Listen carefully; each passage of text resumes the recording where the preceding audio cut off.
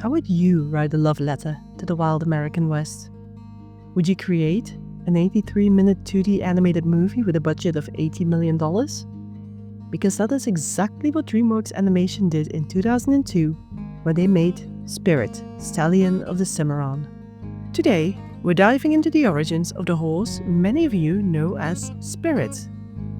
From his humble beginnings to his Hollywood fame and beyond. So let's talk about Donner of Steens Mountain.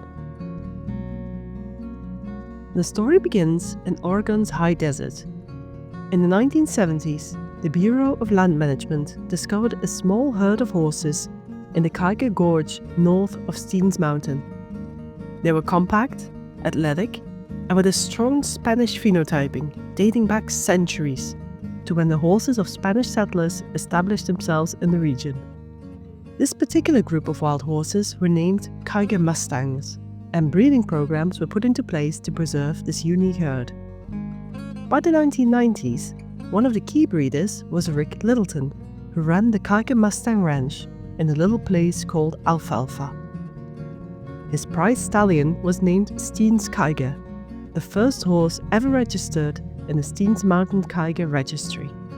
On the 8th of May 1995, Steens Kiger sired a colt with a wild-caught mare by the name of Colorado, sometimes called Maria KMR in breeding circles.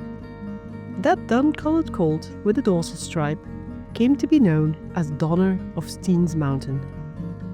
From the start, Donner had presence. Those who worked on the ranch said he was alert, proud, quick to move, but not unapproachable, and that blend of wildness and gentleness would soon make him famous.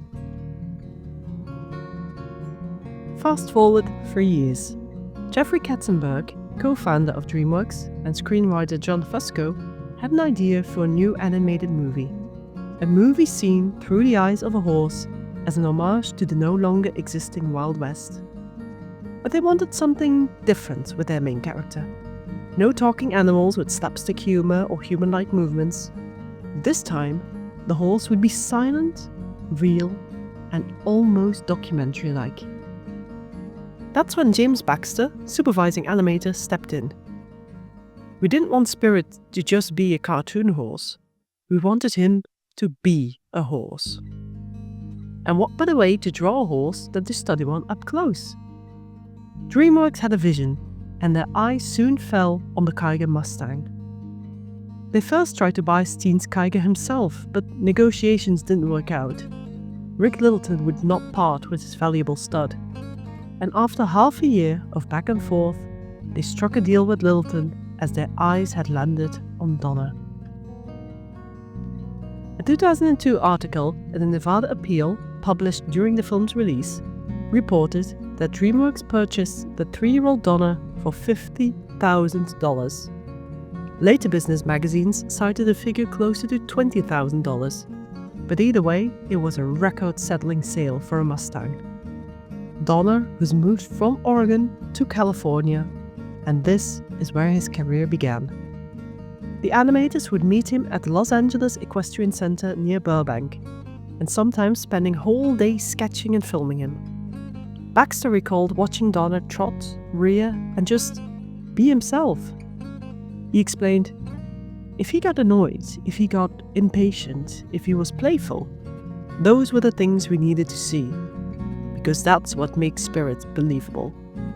Animal consultant Dr. Deb Bennett even invited the crew over to her own ranch, giving them deeper insight into equine anatomy and behavior.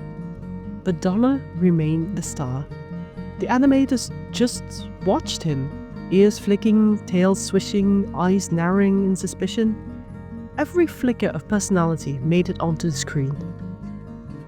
When Spirit, Stallion of the Cimarron premiered in 2002, the admiration for Mustang horses grew exponentially. We had to tone him down sometimes. Donner had so much charisma, he almost looked too handsome on screen.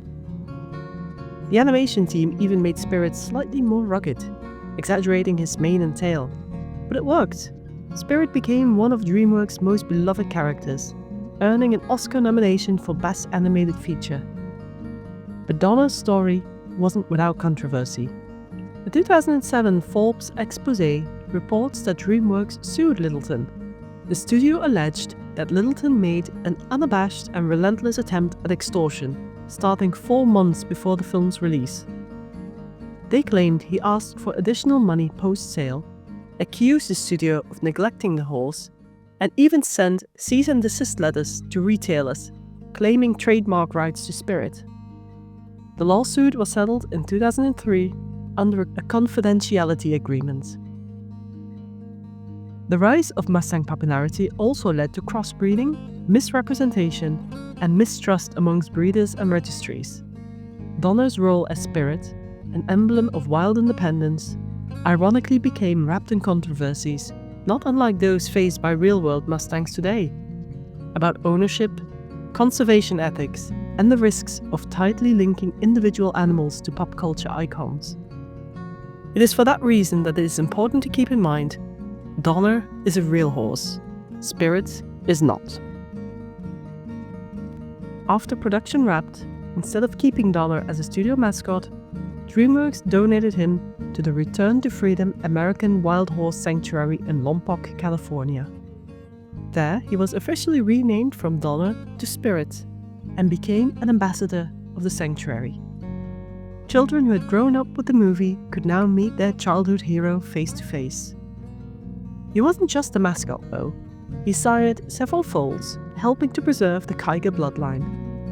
In 2018, he was inducted into the Horse Stars Hall of Fame, honoring not just his role in the film, but his role in raising awareness of wild horse conservation.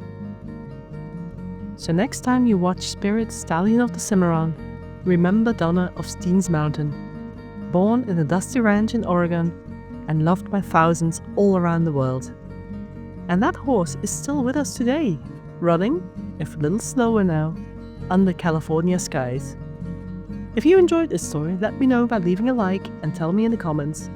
If you were designing a Spirit story today, would you still pick a Mustang? Or maybe some other wild breed entirely?